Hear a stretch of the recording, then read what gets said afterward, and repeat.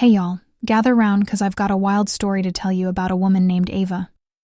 Ava grew up in a middle-class neighborhood in Atlanta. Her mom, Margaret, was a real piece of work.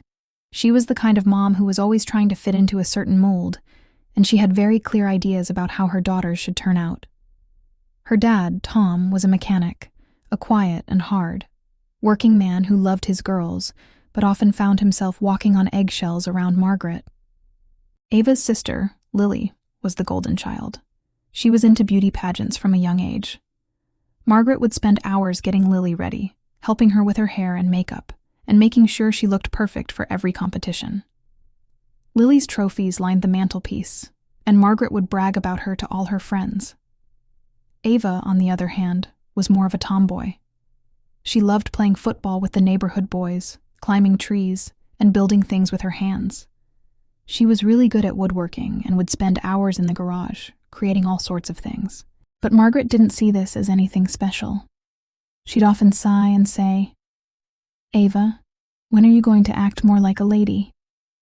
When Ava was 16, there was a big woodworking competition in the city.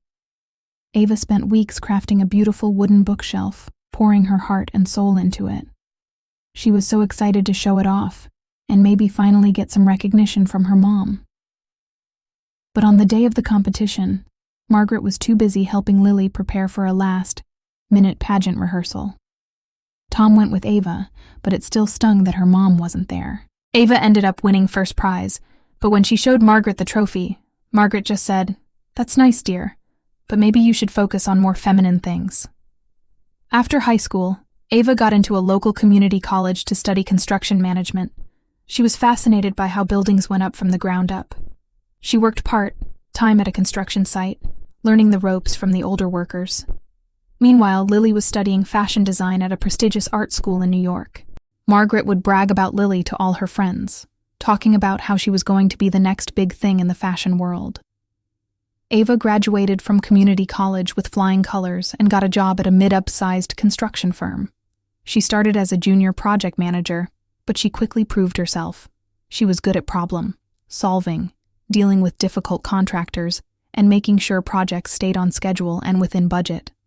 One of her first big projects was renovating an old downtown building into a trendy co-working space. She worked long hours, sometimes sleeping on the site when there were critical deadlines. Over the next few years, Ava climbed the corporate ladder. She became a senior project manager and was given more and more responsibility.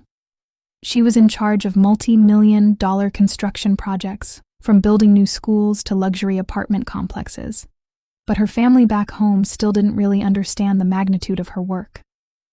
Margaret would just say, "Oh, Ava's still working in construction. I hope she doesn't get too dirty." Then, Lily got engaged to a wealthy businessman named Ethan. Margaret was over the moon. She immediately started planning the wedding, which was going to be a huge, elaborate affair at a fancy country club. She took charge of every little detail, from the floral arrangements to the menu. When it came to the seating chart, Ava was placed at a table in the far corner, near the service entrance. Margaret said it was because she wasn't bringing a date, but Ava knew it was just another way for her mom to marginalize her. The night before the wedding, there was a rehearsal dinner. Margaret was the center of attention, introducing Lily and Ethan to everyone like they were royalty. When it was Ava's turn to be introduced, Margaret said, "And this is Ava, my other daughter. She's in construction, still single. Maybe one of you gentlemen can find her a nice boy." Everyone laughed politely, but Ava felt a pang of humiliation. However, Ethan's uncle, Frank, a retired architect, pulled Ava aside later. He said, "I've heard a bit about your work. Don't let your mom's words get to you. Construction is a noble profession, and I can tell you're passionate about it."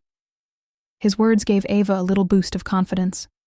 The day of the wedding was picture-perfect.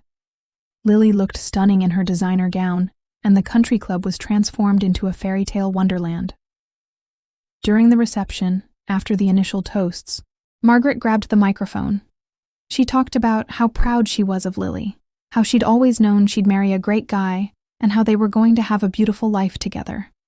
Then, she turned to Ava and said, "Now, Ava, she's a hard worker, but I just wish she'd find a man and settle down. She's not getting any younger, you know." The guests shifted uncomfortably, but some laughed nervously. Ava had had enough.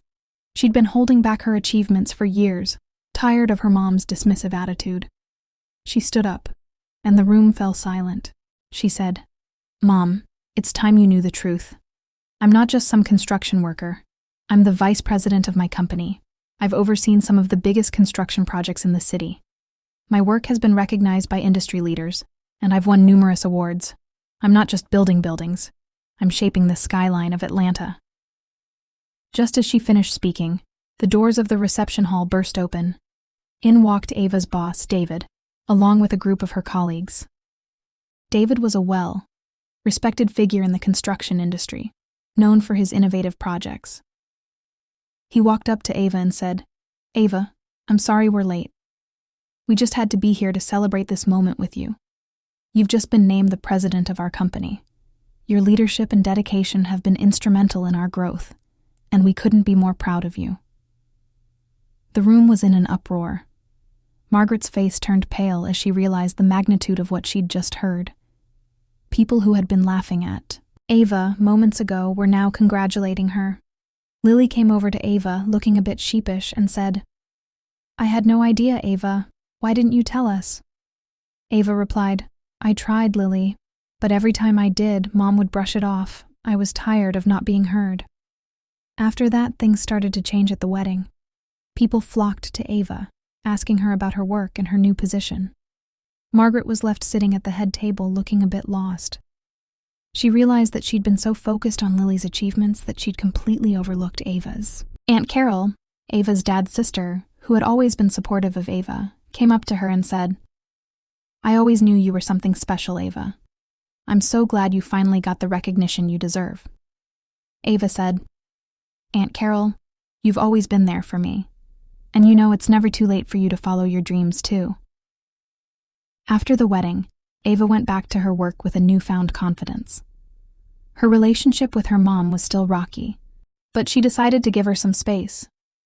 Lily started making more of an effort to connect with Ava, and they had some long, overdue heart-to-heart conversations.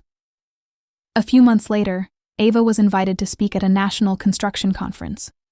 She gave a powerful speech about her journey, from being the overlooked daughter to becoming the president of a major construction company.